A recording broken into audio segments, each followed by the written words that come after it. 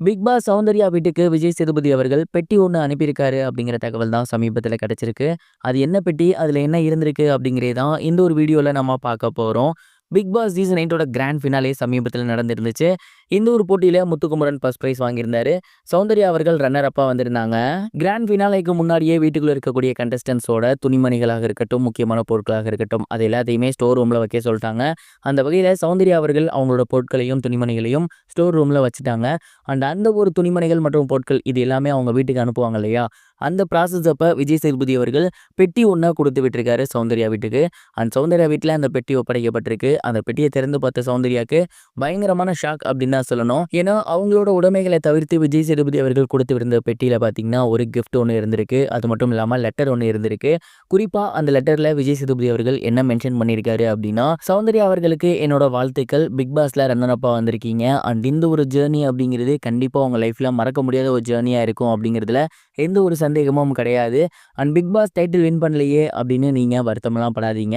டைட்டிலை காட்டிலும் நீங்க நிறைய மக்களோட அன்பை சம்பாரிச்சிருக்கீங்க. வீட்டுக்குள்ள வரும்போது நீங்க சொல்லியிருந்த எந்த ஒரு விஷயமே இப்போ உங்களை தாண்டி போகல. அது எல்லாமே நடந்திருக்கு.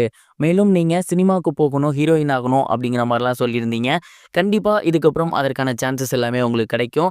நீங்க இதுக்கப்புறம் உங்க லைஃப்ல மிகப்பெரிய அளவுல வருவீங்க. நீங்க ஜெயிச்சாலும் சரி, முத்துக்குமரன் ஜெயிச்சாலும் சரி, என்னோட ஹாப்பினஸ் அப்படிங்கிறது இதே மாதிரி தான் இருக்கும். நீங்க இது ஜெயிக்கல அப்படின்னு எப்பவும் ஃபீல் பண்ணாதீங்க. இதுக்கப்புறம் உங்களோட லைஃப்ல மிகப்பெரிய வெற்றிகள் உங்களுக்காக காத்திருக்கு. இந்த ஒரு பிக் பாஸ் ஜேர்னிக்கு என்னோட வாழ்த்துக்கள் அப்படிங்கிற மாதிரி விஜய் சேதுபதி அவர்கள் ரொம்பவே அன்பா ஒரு லெட்டர் ஒன்று கொடுத்திருக்காரு. மேலும் அதுல அவங்களுக்கு கிஃப்ட்டும் நிறைய வச்சு கொடுத்திருந்திருக்காரு. இதுதான் பார்த்துட்டு சௌந்தர்யா பயங்கரமா ஷாக் ஆகியிருக்காங்க. ஏன்னா கிராண்ட் ஃபினாலே முடிஞ்சதுக்கு அப்புறமே சௌந்தர்யா கிட்ட விஜய் சேதுபதி அவர்கள் நிறைய விஷயம் டிஸ்கஸ் பண்ணியிருந்தாரு, பேசியிருந்தாரு. அங்க பேசினது மட்டும் இல்லாம அதே அன்போட இந்த மாதிரியான கிஃப்ட்டும் லெட்டரும் கொடுத்திருக்குது அப்படிங்கிறது உண்மையிலேயே மிகப்பெரிய ஒரு விஷயமா அவங்க பார்த்து அதிர்ச்சி ஆகியிருக்காங்க. இந்த ஒரு விஷயம் தான் இப்போ சோசியல் மீடியால ரொம்பவே வைரலா போகுது. நீங்க எந்த ஒரு விஷயத்தை பத்தி என்ன நினைக்கிறீங்க? சௌந்தர்யா ரன்னர் அப்பா வந்ததுக்கு டிசர்வான ஒரு பர்சன் தானா? உங்களோட தாட்டை மறக்காம கமெண்ட் பாக்ஸ்ல ஷேர் பண்ணுங்க. இது ஒரு புறம் இருக்க, தமிழ் சினிமாவோட பிரபலமான டைரக்டர்கள்ல ஒருவர் தான் அஜய் ஞானமுத்து அவர்கள். இவரு டிமாண்டி காலனி அப்படிங்கிற படத்தின் மூலியமா அறிமுகமாக இருந்தாரு. அந்த படத்தை தொடர்ந்து இமைக்கா நொடிகள் படம் பண்ணியிருந்தாரு. இந்த 2 படங்களுமே ரசிகர்கள் மத்தியில மிகப்பெரிய ஒரு வரவேற்பு பெற்று தமிழ் சினிமால ரொம்பவே புதுமையான ஒரு இயக்குனர் இருக்காரு அப்படிங்கிற நம்பிக்கையை கொடுத்துருந்துச்சு.